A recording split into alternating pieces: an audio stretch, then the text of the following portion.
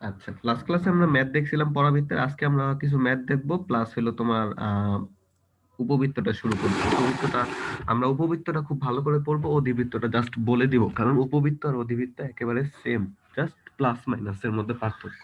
এই জন্য পরাবৃত্তটা একটু টাইম লাগে, উপবৃত্ত অধিবৃত্ততে বেশি টাইম লাগে না। ঠিক আছে, তো আমরা কিছু ম্যাথ দেখি। এখানে তোমার যেমন 7-এর 1 নম্বর ম্যাথটা আছে।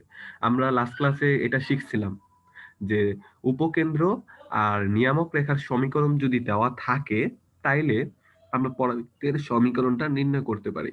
তো এখানে দেওয়া আছে উপকেন্দ্র 2,0 আর নিয়ামক রেখার সমীকরণ আছে x প্লাস 2 ইকুয়ালস টু 0।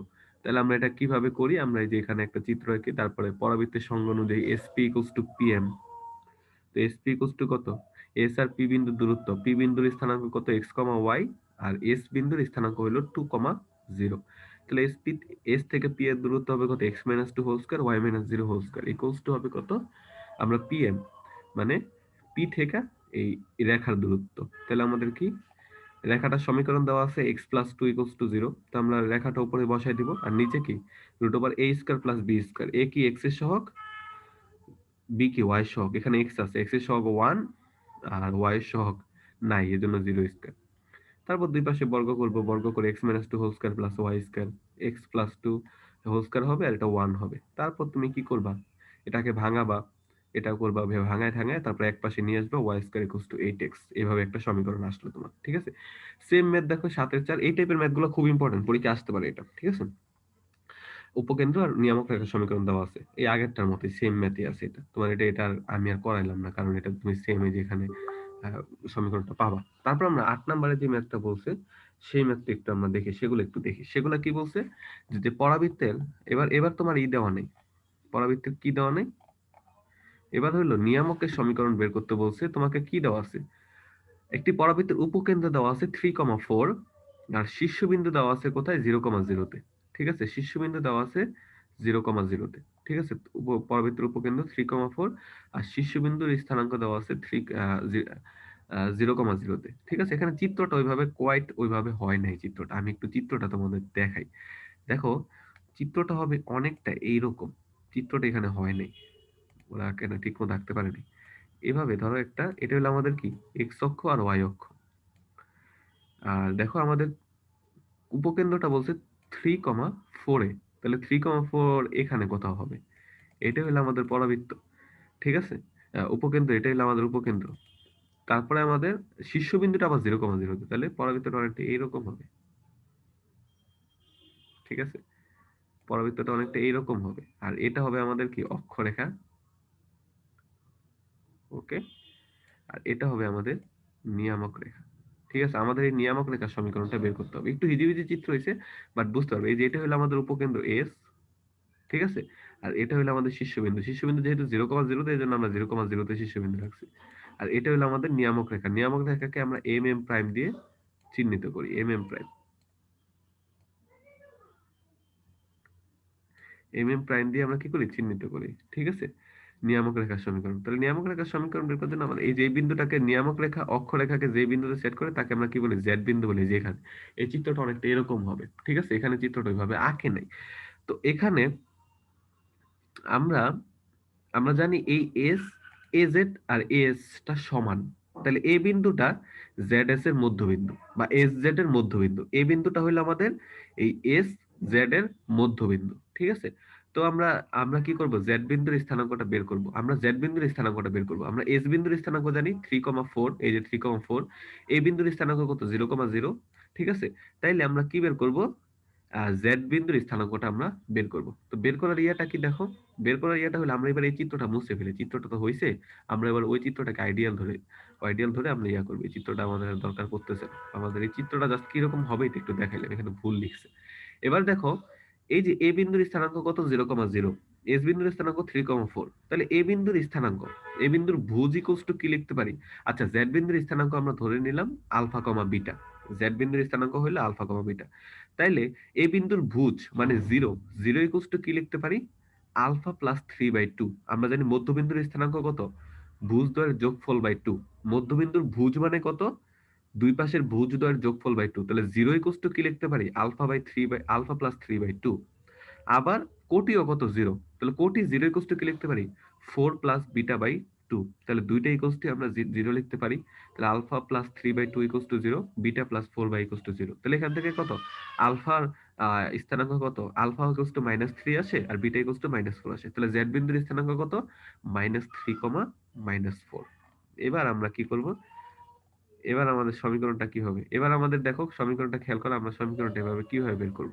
এখন আমাদের তো জেড বিন্দুর স্থানাঙ্ক আছে, এতদিন তো আমাদের জেড বিন্দুটা সবসময় এক্স অক্ষে থাকতো, এখন তো আমাদের এক্স অক্ষে নাই, একটা নির্দিষ্ট একটা বিন্দুতে এসে পড়ছে। আমরা ওই ক্ষেত্রে আমাদের নিয়ামক রেখার সমীকরণ কি ছিল, x equals to a, sorry x equals to minus a, x equals to minus a আমাদের সমীকরণটা ছিল। তখন কি ওয়াই অক্ষরেখার উপর ছিল, কিন্তু এখানে তো ওয়াই অক্ষরেখা নেই, এখানে তো একটা নির্দিষ্ট বাইরের রেখা আছে এবং স্থানাঙ্কটা আসছে -3, -4। তাইলে এবার কি হবে, এবার আমরা কি বের করব, আমরা প্রথমে অক্ষরেখার সমীকরণটা বের করব। দেখো অক্ষরেখার উপর নিয়ামক রেখাটা কিন্তু লম্ব, তাহলে অক্ষরেখার সমীকরণটা বের করতে পারলে তারপর আমরা নিয়ামক রেখার সমীকরণ ইজিলি বের করতে পারবো। অক্ষরেখার সমীকরণ কি, অক্ষরেখা দেখো দুইটা বিন্দু দিয়ে গেছে 0,0 আর 3,4, আমরা দুই বিন্দুগামী রেখার সমীকরণটা বের করতে পারি। এজেড রেখার সমীকরণ মানে অক্ষরেখার সমীকরণ 0,0 আর 3,4 বিন্দুগামী, তাহলে কত x minus x one, x one minus x two, y minus y one, y y one minus y two. এখানে এজেড রেখার সমীকরণটা বের করছে কিভাবে, তো ওই যে ওইভাবে বের করছে কিভাবে তোমার, দেখো আমাদের অক্ষরেখাটা একটু খেয়াল করো, অক্ষরেখাটা কি কি বিন্দু দিয়ে গেছে একটু খেয়াল করো। এই অক্ষরেখাটা এজেড রেখা, এটাই তো অক্ষরেখা। এ আর জেড বিন্দু, এস বিন্দু আমরা নিতে পারি বা জেড বিন্দু নিতে পারি। এ বিন্দু কত 0,0 আর জেড বিন্দু কত -3, -4। এই দুই বিন্দুগামী রেখার সমীকরণের সূত্র বসাইছে x minus x one, x one কত 0 আর এক্স টু কত -3, তাহলে 0 মাইনাস -3 এর জন্য 0+3 আসছে। y মাইনাস y1 মানে y মাইনাস 0 আর y1 মাইনাস y2 0 মাইনাস -1 মানে 0+4, এখান থেকে 4x 3y। তাহলে আমাদের অক্ষরেখার সমীকরণ আসলো কি 4x 3y। এবার দেখো তো এই অক্ষরেখার উপর নিয়ামক রেখাটা কি লম্ব, তো লম্ব রেখার সমীকরণ আমরা জানি কিভাবে লিখতে হয়, এক্স এর সহগ ওয়াই এর সামনে যাবে, ওয়াই এর সহগ এক্স এর সামনে যাবে, মাঝখানে চিহ্নটা পাল্টে যাবে। তাহলে এক্স এর সহগ ওয়াই এর সহগ হলো 3, সেটা এক্স এর সামনে আসছে, এক্স এর সহগটা কি 4, সেটা ওয়াই এর সামনে গেছে, মাঝখানে মাইনাস ছিল হয়ে গেছে plus, plus K equals to কত 0। এখন এই দেখো আমরা কে এর ভ্যালুটা আমাদের লাগবে, এখন দেখো তো নিয়ামক রেখাটা কি বিন্দু দিয়ে গেছে, জেড বিন্দু দিয়ে গেছে না, তাহলে কি এটা দিয়ে সিদ্ধ হবে, জেড বিন্দু কত -3, -4, এটা এটা দিয়ে গেছে, তাহলে এটা দিয়ে কি হবে সিদ্ধ হবে। তো সিদ্ধ করলা এক্স এর জায়গায় -3, ওয়াই এর জায়গায় -4 বসাইলে কে এর ভ্যালু 25 আসে। এই কে এর ভ্যালুটা আমি এখানে বসাই দিব, তাহলে কত আসে 3x + 4y + 25 = 0। খুব ইম্পর্টেন্ট ম্যাথ, বুঝা গেল, করবা। আহ এই যে দেখো তোমাদের এখানে কি দেওয়া আছে, আগের মতোই ম্যাথ, উপকেন্দ্র ওইখানে 3,4 দেওয়া ছিল, শীর্ষবিন্দু 0,0 ছিল, বাট এবার শীর্ষবিন্দুটা কততে বলছে 4,3 তে বলছে। সো এটাতে কোনো প্রবলেম আমাদের নাই বললেই চলে। আমরা দেখি এই যে আমাদের দেখো এখানে প্রত্যেকটা বিন্দু, এ বিন্দুর স্থানাঙ্কটা লেখা নেই, এটা কি হবে 4,3। তাহলে আমাদের প্রথমে জেড বিন্দুর স্থানাঙ্ক বের করতে হবে আগের মতোই। এ বিন্দুটা কি জেড এস এর মধ্যবিন্দু, তো এ বিন্দুর ভুজ ইকুয়ালস টু কি হবে -1 প্লাস আলফা বাই 2, আর এ বিন্দুর কোটি ইকুয়ালস টু কি হবে 3 প্লাস বিটা বাই 2। এ বিন্দুর ভুজ কত 4, তাহলে 4 ইকুয়ালস টু কি হবে আলফা প্লাস -1/2, তাহলে আলফা -1/2। আর কোটি কত 3, তাহলে 3 ইকুয়ালস টু কত হবে বিটা প্লাস 3/2। তাহলে এখান থেকে আলফা আর বিটার স্থানাঙ্কটা আমরা বের করলাম 9,3। তারপর আমরা কি করব, প্রথমে আপনাদের অক্ষরেখার সমীকরণটা বের করব, এজেড রেখার সমীকরণটা বের করব। এজেড রেখার সমীকরণটা বের করো, এ বিন্দুর স্থানাঙ্ক 4,3 আর জেড বিন্দুর স্থানাঙ্ক 9,3, ঠিক আছে। তো এটা দিয়ে আমরা অথবা তুমি এই যে এস জেড রেখার সমীকরণটাও বের করতে পারো, একই কথা, এস জেড আর এস জেড একই একই ভ্যালু আসবে। এখানে এস জেড বের করছে, এস বিন্দুর স্থানাঙ্ক কত -1,3 আর জেড বিন্দুর স্থানাঙ্ক কত 9,3, তাহলে কত x minus x one, x one কত -1, তাহলে এক্স মাইনাস -1 মানে x plus 1 by x one minus x two, x one কত -1, এক্স টু কত 9, তাহলে -1 - 9, তারপর কত y minus y one, y কত y minus y one, y one কত 3, আবার কত 3 - 3 = 0। এখন দেখো এখানে এটা দিয়ে করলে নিচে 0 আসে, যদি ইয়া করে দাও তুমি আর গুণন করে দাও তাহলে কত আসে ওয়াই মাইনাস 3 = 0। তাইলে এবার এটা এটা কি হবে, এটার উপর আবার নিয়ামক রেখাটা কি লম্ব, তো লম্ব রেখার সমীকরণটা কিভাবে করব, ওয়াই এর সহগটা এক্স এর সামনে যাবে, এক্স এর সহগটা ওয়াই এর সামনে যাবে, আর মাঝখানে মাইনাস থাকলে প্লাস হয়ে যাবে। এখানে দেখো জাস্ট ওয়াই আছে, তাহলে এটা কিভাবে লিখবো, এখানে y এর সহগ কত 1, সেটা x এর সামনে আসছে। x এর সহগ কত 0, সেটা y এর সামনে আসছে, এজন্য y টা নাই। ঠিক আছে, প্লাস k ইকুয়ালস টু 0। এটা আবার কোন বিন্দু দিয়ে গেছে? এই z বিন্দু দিয়ে গেছে না? z মানে কত 9,3, তাহলে 9,3 এখানে বসায় দাও, জাস্ট বুঝটা বসবে, 9 টা বসায় দাও, k এর ভ্যালু -9, তাহলে x - 9 ইকুয়ালস টু 0। এটাই হলো আমাদের কিসের সমীকরণ? ইয়ার সমীকরণ। তো এরকম আরো ম্যাথ আছে, উপকেন্দ্র আর শীর্ষ দেওয়া আছে, অক্ষরেখার নিয়ামক রেখা। এই যে আমরা তো অক্ষরেখার সমীকরণটা বের করছি, এটাই হলো অক্ষরেখার সমীকরণ। আগে তো আমাদের অক্ষরেখার সমীকরণটাই বের করতে হইতেছে, তারপর না নিয়ামক রেখার সমীকরণ। তো দুইটাই বের করতে বলতে পারে, ঠিক আছে। এটা সেম ম্যাথ, এই ম্যাথ তোমরা করবা। আহ তারপরে আমাদের আছে কি ম্যাথ, তারপরে আমাদের 9 নাম্বার দেখে কি বলছে, একটি পরাবৃত্তের সমীকরণ নির্ণয় করো যার উপকেন্দ্র এবং শীর্ষবিন্দু দেওয়া আছে। ওকে ওকে, পরাবৃত্তের সমীকরণ নির্ণয় করতে হবে যার উপকেন্দ্র এবং শীর্ষবিন্দু দেওয়া আছে, এটা একটু খেয়াল করতে হবে এই ম্যাথটা। আচ্ছা, কিভাবে বের করব? আমরা একটু আগে দেখো ম্যাথগুলো করছি, আমরা 7 নাম্বারের ম্যাথগুলোতে তুমি একটু খেয়াল করো। 7 নাম্বারের ম্যাথটা একটু খেয়াল করো, আমরা 7 নাম্বার ম্যাথটা একটু দেখি কি বলছে। 7 নাম্বারের ম্যাথটা দেখো, আমরা 7 নাম্বার ম্যাথ দিয়ে এই ম্যাথগুলো করতে পারবো। দেখো 7 নম্বরে কি, উপকেন্দ্র আর নিয়ামক রেখার সমীকরণটা দেওয়া আছে, তোমার পরাবৃত্তের সমীকরণটা বের করতে বলছে। যদি তোমার উপকেন্দ্র এবং নিয়ামক রেখার সমীকরণ দেওয়া থাকে, তাহলে তুমি পরাবৃত্তের সমীকরণটা সহজে বের করতে পারো। এই যে আমরা এইভাবে বের করছি, SP = PM দিয়ে আমরা বের করছি। এখানে দেখো কি দিছে আমাদের, এই ম্যাথগুলোতে আমাদের কি দিছে একটু দেখি আমরা। ম্যাথটা দিছে হইলো তোমার, একটি পরাবৃত্তের সমীকরণ নির্ণয় করো যার উপকেন্দ্র এবং শীর্ষবিন্দু দেওয়া আছে। এখন আমাদের যদি উপকেন্দ্র আর নিয়ামক রেখার সমীকরণটা দেওয়া থাকে, তাইলে আমি কিন্তু পরাবৃত্তের সমীকরণটা লিখতে পারি, ওইভাবে লিখতে পারি। তো আমরা কি করব, এই উপকেন্দ্র আর শীর্ষবিন্দু দিয়ে প্রথমে নিয়ামক রেখার সমীকরণটা বের করব। একটু আগে আমরা বের করছি উপকেন্দ্র আর শীর্ষবিন্দু দিয়ে, যে আগের ম্যাথেই বের করছি উপকেন্দ্র আর শীর্ষবিন্দু দিয়ে কিভাবে নিয়ামক রেখার সমীকরণ বের করতে, সেটা 8 নাম্বার ম্যাথেই আমরা দেখছি। এই যে দেখো, উপকেন্দ্র আর শীর্ষবিন্দু দিয়ে আমাদের মধ্যবিন্দু বের করছে, তারপরে কি অক্ষরেখার সমীকরণ বের করছে, তারপর কি নিয়ামক রেখার সমীকরণ বের করছে। নিয়ামক রেখার সমীকরণ পাইছি কত, x + y - 7। এখন দেখো তোমার কাছে কি কি আছে। নিয়ামক রেখার সমীকরণ আছে, সরি এই পাশে, ওইটা না, এই যে আমাদের অক্ষরেখার সমীকরণটা বের করছে, তারপর কি নিয়ামক রেখার সমীকরণ কত পাইছে, আহ যেটা হলো x - 9 = 0, এটা পাইছে। তাইলে তোমার কাছে দেখো কি আছে, এবার দেখো ম্যাথটা খেয়াল করো, ভালো মতো খেয়াল করো। তোমার কাছে দেখো নিয়ামক রেখার সমীকরণ আছে আর উপকেন্দ্র আছে। আমরা জানি নিয়ামক রেখার সমীকরণ আর উপকেন্দ্র দেওয়া থাকলে আমরা খুব সহজে বের করতে পারি পরাবৃত্তের সমীকরণ। উপকেন্দ্র কত, SP = PM লিখে, s এর কত -1,3, আর নিয়ামক রেখার সমীকরণটা আসছে কত, x - 9 = 0। তাহলে কত, -1,3 থেকে p বিন্দুর দূরত্ব SP কত হবে, x - -1 মানে x + 1 whole square, y - 3 whole square. এটা কত হবে, রেখাটা বসাবা, x - 9 বাই কত, √a² plus b square, 1 square আর y এর সহগ নাই।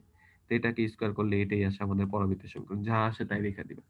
তাইলে আমরা কি পেলাম দেখো, আমরা কিন্তু ইয়াটা পাইলাম এভাবে। তাহলে এটা এই টাইপের ইয়াটা কি থাকবে, আগে নিয়ামক রেখার সমীকরণটা বের করবা, তারপর আমরা পরাবৃত্তের সমীকরণ বের করবো। এই যে দেখো, শীর্ষবিন্দু আর উপকেন্দ্র দেওয়া আছে, উপকেন্দ্র আর শীর্ষবিন্দু দেওয়া আছে, প্রথমটা উপকেন্দ্র পরেরটা শীর্ষবিন্দু।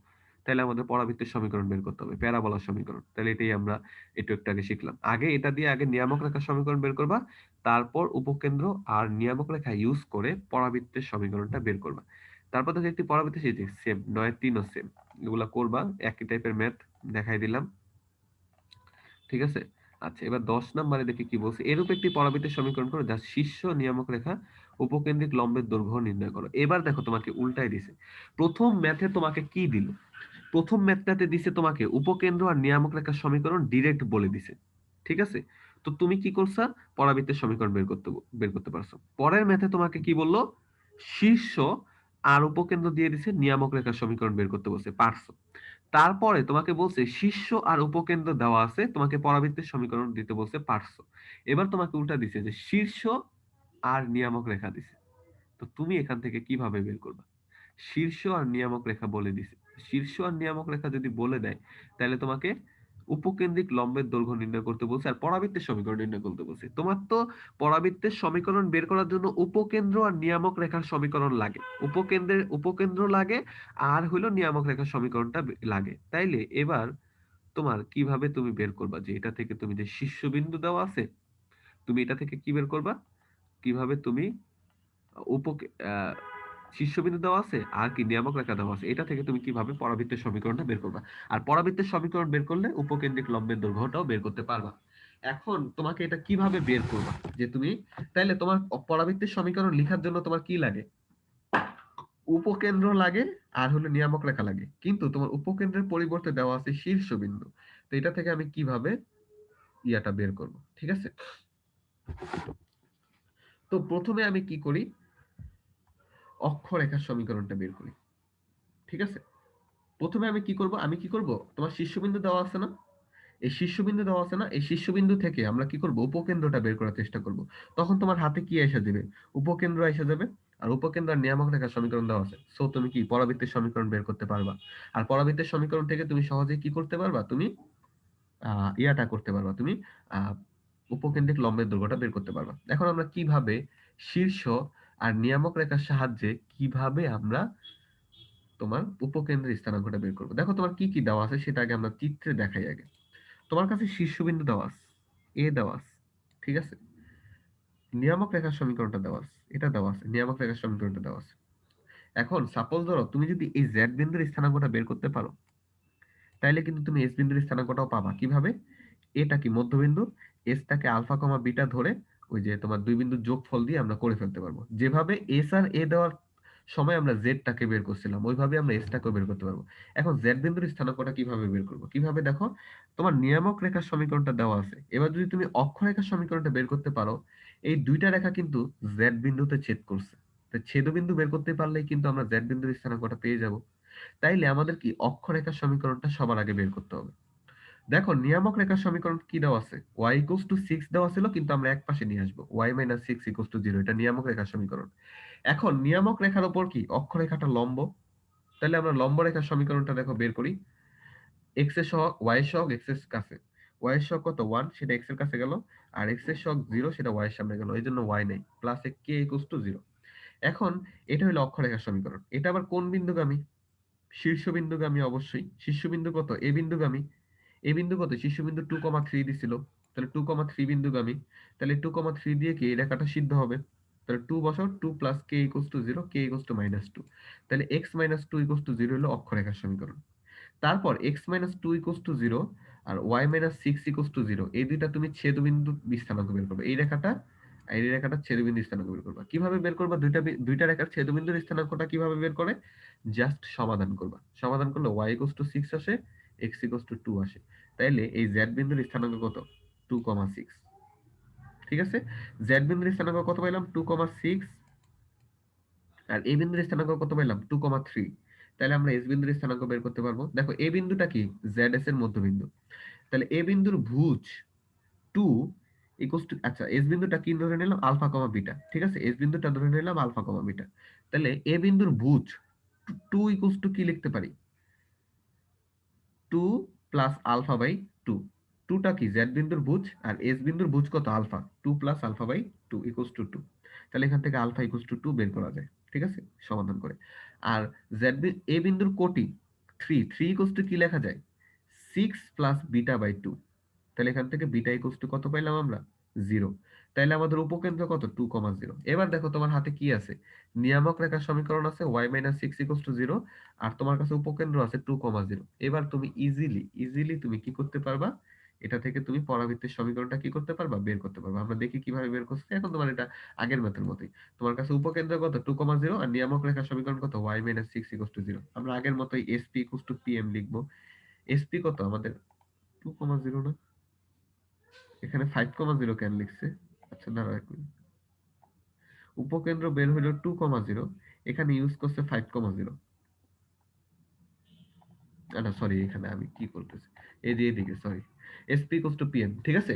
তো উপকেন্দ্র হলো তোমার 2,0, আর নিয়ামক রেখার সমীকরণ কত, y মাইনাস 6 ইকুয়ালস টু 0। তাহলে আমাদের 2,0 থেকে পি বিন্দুর দূরত্ব কত হবে, x minus 2 whole square, y minus 0 whole square equals to, নিয়ামক রেখাটা বসাবা মডুলাস দিয়ে, তারপর root over a square plus b square, x এর সহগ স্কয়ার প্লাস y এর সহগ স্কয়ার। x এর সহগ তো 0 আর y এর সহগ হলো 1, তাহলে রুট ওভার 1। তারপর দুই পাশে রুট করো, দুই পাশে রুট করলে কি হয়, দেখো দুই পাশে রুট করলে কি হয়, এপাশে রুট করলে যে আমরা সমীকরণটা এইভাবে তারপর ইয়া করে আমরা এইভাবে x square minus 4x plus 12y minus 32 equal to 0। এটা হলো আমাদের পরাবৃত্তের সমীকরণ। এখন উপকেন্দ্রিক লম্বের দৈর্ঘ্য আমরা কিভাবে বের করতে পারবো? দেখো উপকেন্দ্রিক লম্বের দৈর্ঘ্য বলতে 2sz। আচ্ছা 2sz কিভাবে? দেখো খেয়াল করো 2sz কিভাবে? উপকেন্দ্রিক লম্বের দৈর্ঘ্য এখানে একটা নতুন একটা সূত্র আসছে 2sz। এটা দিয়ে সহজে বের করা যায়। কিভাবে দেখো? আমরা উপকেন্দ্রিক লম্বের দৈর্ঘ্য মানে কত? 4a তাই না? এটা আমরা শিখে আসছি। উপকেন্দ্রিক লম্বের দৈর্ঘ্য 4a। এখন আমরা অন্য কোনো ভাবে উপকেন্দ্রিক লম্বটা হলে যে এরকম এই যে এটা লম্ব। এটা হলো আমাদের উপকেন্দ্রিক লম্ব। এটার দৈর্ঘ্যই কত? 4a। কিন্তু এটাকে আমরা দেখি অন্যভাবে কিছু করতে পারি কিনা। আচ্ছা। a থেকে s এর দূরত্ব হলো a থেকে z এর দূরত্ব হলো a। তাহলে sz equals to 2a লেখা যায়। sz equals to কিন্তু 2a লেখা যায়। তাহলে 2sz কত? 4a। 2sz sz মানে 2a, তাহলে 2sz মানে কত? 4a। তাহলে 4 এর জায়গায় আমরা 2sz ও লিখতে পারি। সেম জিনিস। উপকেন্দ্রিক লম্ব 4a মানে কত? 2sz একই কথা। তা 2sz বের করব। এখন sz টা বের করব। sz টা কিভাবে বের করব? s আর z বিন্দুর দূরত্ব। sz টা মানে কত? s আর z বিন্দুর দূরত্ব। z বিন্দুর স্থানাঙ্ক কত পাইছিলাম? 2,6 আর s বিন্দুর স্থানাঙ্ক কত পাইছিলাম? 2,0। তাহলে 2,0 থেকে 2,6 বিন্দুর দূরত্বই হবে কত? sz। তাহলে sz কে 2 দিয়ে গুণ করলেই কিন্তু আমরা উপকেন্দ্রিক লম্বের দৈর্ঘ্যটা কি হয়ে যাব? পেয়ে যাব। ওইটাই দেখো বের করছে। ওইটাই ওখানে বের করছে। একটু অন্যভাবে করছে যাতে সব ধরনের জিনিসই জানা থাকা জরুরি। কারণ হঠাৎ তোমাকে কিভাবে ঘুরায় কি দিয়ে দিবে তুমি দেখবে এমন একটা সমীকরণ আছে যেটা থেকে a বের করা অনেক কঠিন হয়ে যাচ্ছে। তখন তুমি ভাবে 2sz এই যে দেখো 2,0 থেকে 2,6 বিন্দু দূরত্ব বের করছে। 2 - 2 6 - 0 হোল স্কয়ার। তাহলে 2 × 6 12। তাহলে উপকেন্দ্রিক লম্বের দৈর্ঘ্য 12। ঠিক আছে? এই যে আরেকটা সেম ম্যাথ দিছে। নিয়ামক রেখা আর শীর্ষ দেওয়া আছে। আগে উপকেন্দ্র বের করবা, তারপর প্যারাবোলার সমীকরণটা বের করবা। এটা তোমার সেম ম্যাথ। এখানে কতগুলো সেম ম্যাথ হয়তো এই চ্যাপ্টারে দিয়ে দিছে। এই শীর্ষবিন্দু আর নিয়ামক রেখার সমীকরণ দিয়ে দিছে, তোমাকে বের করতে হবে। এই যে শীর্ষবিন্দু আর নিয়ামক রেখার সমীকরণ। অনেকগুলো ম্যাথই সেম সেম করছে। সেম ম্যাথই অনেকগুলো থাকে। পরবর্তী সমীকরণ নির্ণয় করো যা শীর্ষ এই বিন্দুতে অবস্থিত এবং নিয়ামক রেখা 12 একটা আগে দেখি। মিসিং গেছে। হ্যাঁ এটা তো আগের মতোই। ওইটা আগের মতোই।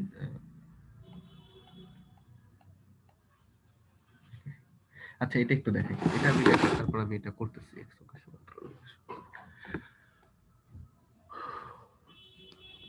ওকে দেখো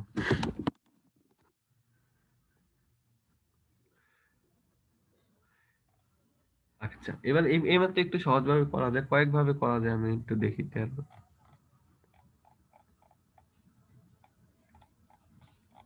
আচ্ছা এই ম্যাথটা একটু দেখি আমরা 12-2 তারপর 12-3 আমরা দেখব।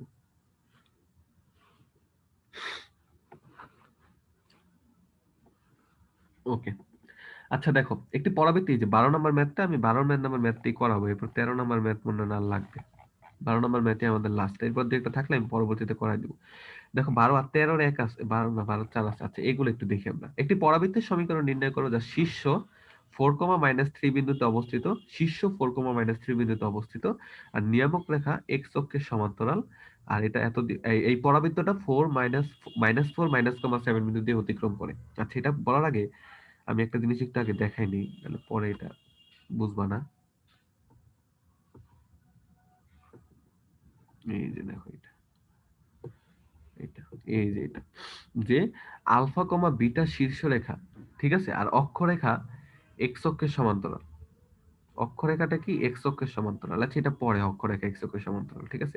শীর্ষবিন্দু যদি আলফা কমা বিটা হয় তাহলে আমাদের পরাবৃত্তের সমীকরণ কি ছিল? y minus beta whole square equals to 4a x minus alpha. মানে ওই x square equals to 4a y আর y square equals to 4a x। যাই হোক না কেন ওই y থেকে বিটা বাদ যাবে আর x থেকে কি যাবে? আলফা বাদ যাবে। ঠিক আছে এরকম আর কি। তাহলে আমাদের এখানে ম্যাথটার মধ্যে আমরা একটু দেখি ম্যাথটার মধ্যে কি বলছে। শীর্ষবিন্দু 4, আর নিয়ামক রেখা এক্স অক্ষের সমান্তরাল। এবার দেখো নিয়ামক রেখা এক্স অক্ষের সমান্তরাল কিভাবে হয়। এবার দেখো আমি চিত্রটা আঁকি, চিত্রটা এখানে ইম্পর্টেন্ট। এটা হলো আমাদের কি ইয়া রেখা। এখন নিয়ামক রেখা বলছে এক্স অক্ষের সমান্তরাল, তাহলে এটা হবে নিয়ামক রেখা। এটা নিয়ামক রেখা হইলে কি হয়? শীর্ষবিন্দু 4, তাহলে এটা হবে চিত্র। তাহলে পরাবৃত্তটাকে উল্টায় গেছে, অক্ষরেখাটা কি? ওয়াই অক্ষ। অক্ষরেখাটা হলো ওয়াই অক্ষ আর নিয়ামক রেখা এক্স অক্ষের সমান্তরাল। তাহলে আমাদের এরূপ পরাবৃত্তের সমীকরণ কি? X square equals to 4ay। এরকম পরাবৃত্তের সমীকরণটা কি ছিল? X square equals to 4ay। যেহেতু 4, -3 শীর্ষ আছে, তাহলে এক্স থেকে 4 বাদ যাবে আর ওয়াই থেকে -3 বাদ যাবে। তাহলে x square equals to 4y, তাহলে এক্স থেকে 4 বাদ গেছে, x minus 4 whole square, 4a y, তো ওয়াই মাইনাস -3, এই জন্য ওয়াই প্লাস 3। এটাই হলো আমাদের পরাবৃত্তের সমীকরণ। কিন্তু একটা ঝামেলা আছে এখানে, এ এর ভ্যালুটা আমরা জানি না। এর ভ্যালুটা বলছে কি, এই পরাবৃত্তটা কত, -4, -7 বিন্দু দিয়ে যায়। আমরা জানি কোনো বক্ররেখা বা সরলরেখা কোনো বিন্দু দিয়ে গেলে সেই বিন্দু দিয়ে সিদ্ধ হয়। তো সিদ্ধ করো এটাকে।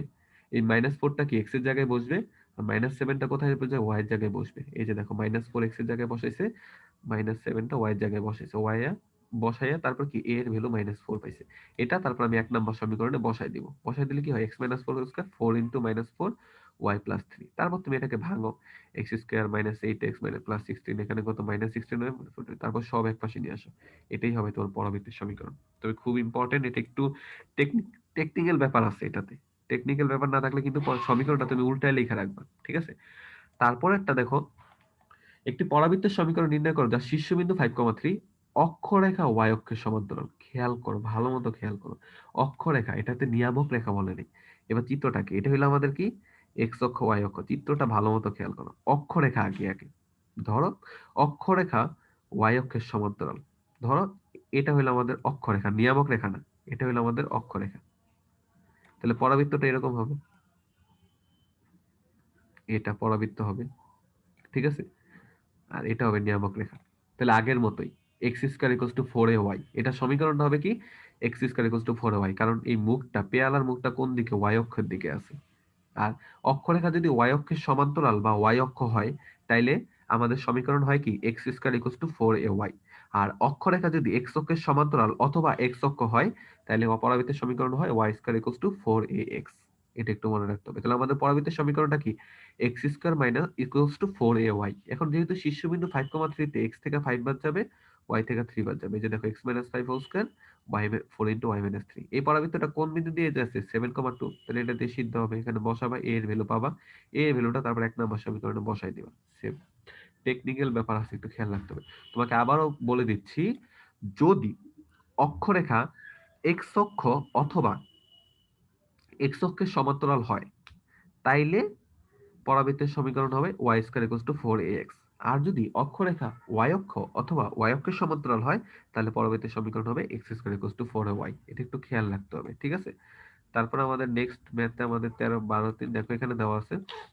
ওকে,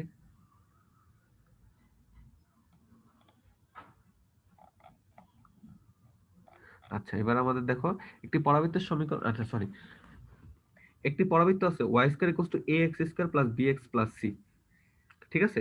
তাহলে এটা বোঝা যাচ্ছে যে এক্স এর স্কয়ার আছে। তাহলে এটা পরাবৃত্তটা দেখতে কিরকম হবে, আমি একটু চিত্রটা এঁকে ফেলি। পরাবৃত্ত যেহেতু এক্স এর উপর স্কয়ার, তাহলে পরাবৃত্তটা হবে এরকম। স্কয়ার থাকলে এক্স এক্স এর উপর স্কয়ার থাকলে অক্ষরেখা হবে ওয়াই অক্ষ, আর ওয়াই এর উপর স্কয়ার থাকলে অক্ষরেখা হবে এক্স অক্ষ। এটা পরাবৃত্তটির শীর্ষটি 2, -3 তে অবস্থিত, এবং এটা 0,5 বিন্দু দিয়ে অতিক্রম করলে এখানে এ বি সি এর ভ্যালুটা নির্ণয় করতে বলছে। খুব ইম্পর্টেন্ট ম্যাথ, অনেকবার বোর্ডে আসছে, দেখতে পারতেছো। সুতরাং এটা আমরা একটু ভালো মতো করবো। আমাদের পরাবৃত্তের সমীকরণটা কি দেওয়া আছে সেটা আগে লিখছে, ঠিক আছে? পরাবৃত্তের সমীকরণটা দেওয়া আছে কি, a x square plus b x plus c, ঠিক আছে? ওকে, এটা শীর্ষবিন্দু কত, -2,3, ঠিক আছে?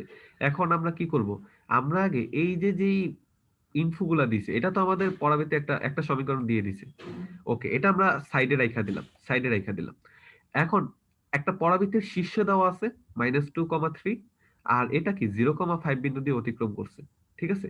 আচ্ছা, তাইলে এখন দেখো, আমরা পরাবৃত্তটা কিন্তু একটু আগে আঁকছি আমরা, তাই না? পরাবৃত্তটা একটু আগে আঁকছি, দেখো পরাবৃত্তটা কি একটু আগে আঁকলাম, কি পাইলাম, পরাবৃত্তটা কিন্তু এরকম পরাবৃত্ত হয়েছিল, তাই না? কারণ এখানে কি এক্স এর উপর স্কয়ার আছে। তাইলে আমাদের পরাবৃত্তের সাধারণ সমীকরণটা হবে কি, x square equals two 4ay। X square equals two 4ay, এখানে আলফা দিছে, এ এর জায়গায় আলফা দিছে। এখানে যেহেতু এই সমীকরণে, আগের সমীকরণে এ আছে, এজন্য এই এখানে এ এর জায়গায় আলফা দিছে। তাহলে x square equals two 4ay। এখন শীর্ষটা যেহেতু -2,3 বিন্দুতে আছে, তাহলে কি এক্স থেকে -2 বাদ যাবে আর ওয়াই থেকে 3 বাদ যাবে। এক্স থেকে -2 বাদ দিলে কত, এক্স প্লাস 2 হোল স্কয়ার, আর 4 আলফা ওয়াই মাইনাস 3। আলফা কেন দিছে, কারণ এ তো আগেই আছে, এজন্য আলফা দিছে। এখন এটা এই পরাবৃত্তের আবার কত বিন্দুগামী? 0, -5 বিন্দুগামী। তাহলে এটা দিয়ে সিদ্ধ হবে। সিদ্ধ করো। এক্স এর জায়গায় 0, ওয়াই জায়গায় 3। তাহলে আলফার ভ্যালু পাইলে হাফ। এই আলফার ভ্যালু 2 নম্বর সমীকরণে বসায় দাও। 2 নম্বর সমীকরণে বসায় দিলে দেখো কি পাই আমরা। দেখো 2 নম্বর সমীকরণে যদি বসাই দিই আমরা কি পাই? বসাই দিলে কি পেলাম? x plus 2 whole square 4 into half into y minus 3। তারপর এটাকে তুমি ভাঙবা। ভাঙবা। ভেঙে তুমি কি পাইলা? x square equal to 4x minus 2y minus 6 এরকম পাইলা। তারপর দেখো তুমি কি করছো? তারপর তুমি সমীকরণটাকে এই সমীকরণটার মধ্যে সাজাবা। 1 নম্বর সমীকরণটার মধ্যে সাজাবা। y কে এক পাশে রাখবা আর x স্কয়ার x c ওইগুলো এক পাশে রাখবা। সমীকরণটা যেটা আসে। তো তোমার সমীকরণটা আসছে যেরকম x plus 2 whole square 4 into half into y minus 3। তারপর এটাকে ভাঙো। x প্লাস 2 হোল স্কয়ারকে ভাঙলে কি হয়? x square plus 4x plus 4। আর এখানে কত? 2 আসে, তাই না? তো 2y মাইনাস 6। তারপর তুমি বলছিলাম যে y কে এক পাশে রাখবা, বাকিগুলাকে অন্য পাশে নিতে হবে, আগেরটার মতো সাজাইতে হবে। তো 6 টাকে ওই পাশে নিয়ে যাও, কি হবে? x square plus 4x plus 10 আর এখানে y। তারপর 2 দিয়ে দুই পাশে ভাগ করে দাও, তাহলে কি? হাফ x স্কয়ার, এখানে 2 দিয়ে ভাগ করলে কত? 2x plus 5। এবার এটাকে তুমি কিসের সাথে কম্পেয়ার করবা? y equals to ax square plus bx plus c। তাহলে দেখো a এর জায়গায় কত? হাফ, বি এর জায়গায় কত? 2, আর সি এর জায়গায় কত? 5। তাহলে তিনটা ভ্যালুই আমরা বের করতে পারলাম। পরাবৃত্ত থেকে এই ম্যাথ গুলো করলেই হয়, আর ম্যাথ লাগে না। আপাতত এই এই ম্যাথ গুলো, লাস্টের ম্যাথটা খুব ইম্পর্টেন্ট ম্যাথ একটা। এই ম্যাথ গুলো তোমার দেখলেই হবে, ঠিক আছে? একটু তো প্র্যাকটিস করতে হবে অবশ্যই, ঠিক আছে? তো আমি একটু কাছে আমি একটু আচ্ছা, পরাবৃত্ত নিয়ে আজকে যা ম্যাথ করাইলাম তোমরা কি বুঝতে পারছো?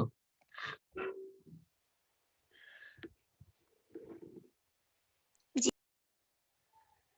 আচ্ছা, দেখো অনেকে ফিরে যায়। ওকে, তারপর এই যে আমরা একটু উপবৃত্ত সম্পর্কে একটু ধারণা যতটুকু পারি, 5 মিনিট আমি যতটুকু একটু বলি উপবৃত্ত সম্পর্কে একটু ধারণা দিয়ে যাই নেক্সট ক্লাসে। এই যে এটা একটা উপবৃত্ত। উপবৃত্ত, পৃথিবী কিন্তু উপবৃত্তাকার কক্ষপথে ঘুরে। পৃথিবী নিজেও একটা উপবৃত্তের মতো।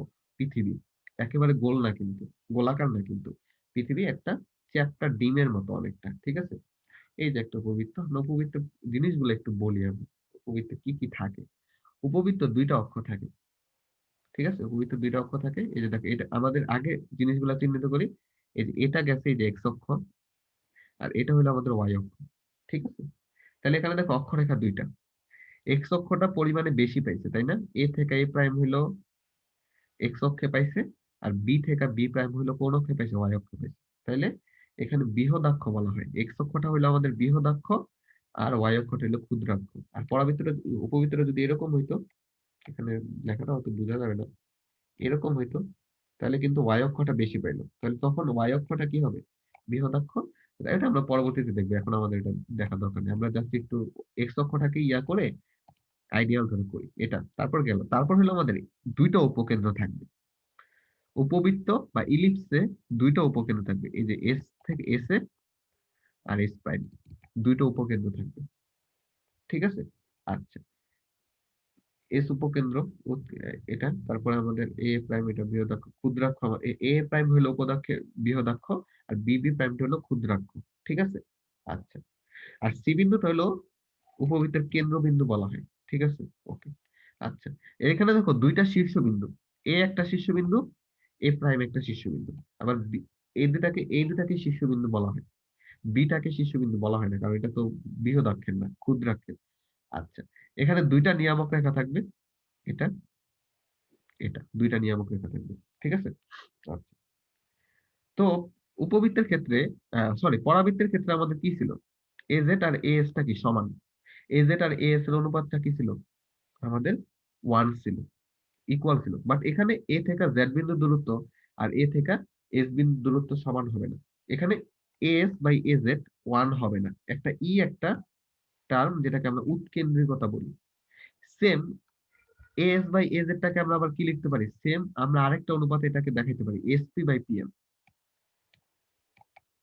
এসপি বাই পিএম ও কি হবে না? 1 হবে না। যেটা পরাবৃত্তের ক্ষেত্রে 1 ছিল, এখানে 1 হবে না, এখানে ই হবে। এখন ই এর ভ্যালু কত সেটা আমরা নেক্সট ক্লাস ইনশাআল্লাহ নির্ণয় করব, ঠিক আছে? আচ্ছা, এখানে আরো কিছু দেওয়া দেওয়া হয়, মানে আমরা আরো কিছু জিনিস দেখায় রাখি। এটা গেল। সি থেকে এ বিন্দুর দূরত্ব হলো ছোট হাতের এ। সি থেকে এ বিন্দুর দূরত্ব কত? ছোট হাতের এ। সি থেকে এ প্রাইম দূরত্ব ছোট হাতের এ, ঠিক আছে? তাইলে এ থেকে এ প্রাইমের দূরত্ব কত হবে? 2a। এ থেকে এ প্রাইমটা কত হবে? 2a হবে। আচ্ছা, সি থেকে বি এর দূরত্ব হলো ছোট হাতের বি। সি থেকে বি প্রাইমের দূরত্ব কত? ছোট হাতের বি। তাহলে বি থেকে বি প্রাইমের দূরত্ব হলো 2b, ঠিক আছে? ওকে। আচ্ছা, এবার আরো কিছু জিনিস আমরা নেক্সট ক্লাসে ইনশাআল্লাহ দেখবো আমরা। তাইলে দেখো আমাদের সিটা হলো আমাদের মূল কেন্দ্র, কেন্দ্রবিন্দু, আমাদের 0,0 বা বলতে পারো এটাকে 0,0 কেন্দ্রবিন্দু আমাদের, ঠিক আছে? সিটা হলো আমাদের 0,0। তাহলে এ বিন্দুর স্থানাঙ্ক কত? a,0। এক্স অক্ষ বরাবর কতটুকু গেছে? এ প্রাইম বিন্দু, সরি, এ প্রাইম বিন্দুর স্থানাঙ্ক কত হবে?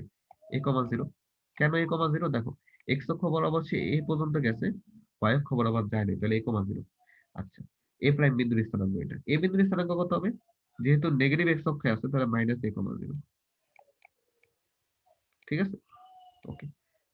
বাকি বি আর বি প্রাইম এটা দেখো, ওয়াই অক্ষ বরাবর বি গেছে কিন্তু এক্স অক্ষ বরাবর কিছু যায়নি, তাহলে এটা কি 0,b, বি বিন্দুর স্থানাঙ্ক, ঠিক আছে? আচ্ছা, আর এটা তো নেগেটিভ এক্স অক্ষ বরাবর, এর জন্য কি 0,-b, এটা। এই জিনিসগুলো আমরা দেখে গেলাম। আচ্ছা, এখানে উপকেন্দ্রিক লম্ব দুইটা থাকবে, এল এল প্রাইম, এল এল, এখানেও এল এল প্রাইম, তবে দুইটা উপকেন্দ্রিক লম্বের দৈর্ঘ্য সমান হবে, ঠিক আছে? দুই পাশে আমাদের সমান হবে। আরো কিছু জিনিস আমরা দেখবো নেক্সট ক্লাসে, দেখবো এটা সমীকরণটা কিভাবে বের করতে হয়, উপবৃত্তের সমীকরণ, সরি, ইলিপসের সমীকরণটা কিভাবে বের করতে হয় সেটা আমরা দেখবো। তারপরে বিভিন্ন জিনিস, উৎকেন্দ্রিকতা ইটা কিভাবে আমাদের ইয়াটা করে, মানে এখানে আমাদের ইফেক্টটা করবে, ই এর ভ্যালুটা কিভাবে ইফেক্ট করবে, ই এর ভ্যালুটা আমরা কিভাবে নির্ণয় করব সেটাও আমরা দেখবো। যেমন আমাদের পরের পেজে আমাদের কি ওই যে সমীকরণটা বের করার একটা ইয়ে আছে, আমাদের কিভাবে বের করতে হইতেছে সেই সমীকরণটা বের করতে আমাদের উপকেন্দ্রের স্থানাঙ্ক বের করতে হবে, জেড বিন্দুর স্থানাঙ্ক বের করতে হবে। দেখো আমাদের কি কি বের করতে হবে। মোট কথা আমাদের লাগাই দিছিল, উপবৃত্তের সমীকরণটা বের করতে হবে। আমাদের এ বিন্দুর স্থানাঙ্ক তো দেখলাম, এ আর এ প্রাইম বিন্দুর স্থানাঙ্ক, বি আর বি প্রাইম বিন্দুর স্থানাঙ্ক তো দেখলাম, এস বিন্দুর স্থানাঙ্ক আমাদের বের করা লাগবে, এস আর এস প্রাইম বিন্দুর স্থানাঙ্ক, জেড আর জেড প্রাইম বিন্দুর স্থানাঙ্ক বের করা লাগবে, নিয়ামক রেখার সমীকরণটা বের করা লাগবে। তারপরে আমাদের কি বের, অক্ষরেখার বৃহদাক্ষের সমীকরণ বের করা লাগবে, ক্ষুদ্রাক্ষের সমীকরণ বের করা লাগবে, উপবৃত্তের সমীকরণ বের করা লাগবে। এটা একদিনে হয়ে যাবে, সুতরাং এই ম্যাথ নিয়ে তেমন একটা, আর উপবৃত্ত ইয়াটা পরাবৃত্ত ধরাবৃত্ত থেকে উপবৃত্ত অধিবৃত্তটা সহজ, আর উপবৃত্ত পড়লে আমাদের অধিবৃত্ত একেবারে সেম হবে। অধিবৃত্ত সবকিছু দুইটা দুইটা করে থাকবে তোমার, তোমার উপকেন্দ্র দুইটা, নিয়ামক রেখা দুইটা, তারপর তোমার হলো সবকিছুই দুইটা করে, শীর্ষবিন্দু দুইটা, তো এগুলা সবকিছুই কয়টা করে থাকবে? দুইটা করে থাকবে। বৃহদাক্ষ ক্ষুদ্রাক্ষ ওগুলা থাকবে এখানে। তো আরক্ষ, এক বৃহদাক্ষকে অনেক সময় আরক্ষ বলা হয়। আমরা দেখি কি যেন বলা হয় বৃহদাক্ষকে, বাংলাতে আরেকভাবে কি যেন বলা হয়।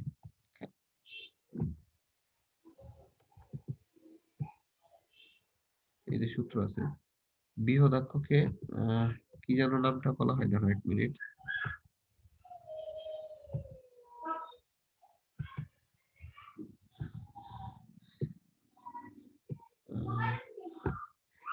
আহ, বৃহদাক্ষকে আরক্ষ বলা হয় অনেক সময়, বৃহদাক্ষকে অনেক সময় আরক্ষ বলা হয়, আর ক্ষুদ্রাক্ষকে অনুবন্ধী অক্ষ বলা হয়, অনেক সময় বলা হয়, বাট প্রধান অক্ষ বলা হয় বৃহদাক্ষকে, আবার প্রধান অক্ষ বলা হয়, আর ক্ষুদ্রাক্ষকে অনুবন্ধী অক্ষ বলা হয়। আপাতত আমি আজকে এই পর্যন্ত রাখতে চাইতেছি, নেক্সট দিন আমি উপবৃত্তের সব থিওরি শেষ করে ফেলবো একদিন ইনশাল্লাহ, আর অধিবৃত্তের থিওরিটা শেষ করবো, 2 অধ্যায়ের ম্যাথটা আমি একসাথে করবো, ঠিক আছে? যেহেতু বড় চ্যাপ্টার একটু টাইম তো লাগবে, একদিনে শেষ করা যায় না, ঠিক আছে? তোমাদের আজকে ক্লাস নিয়ে কোনো প্রবলেম আছে?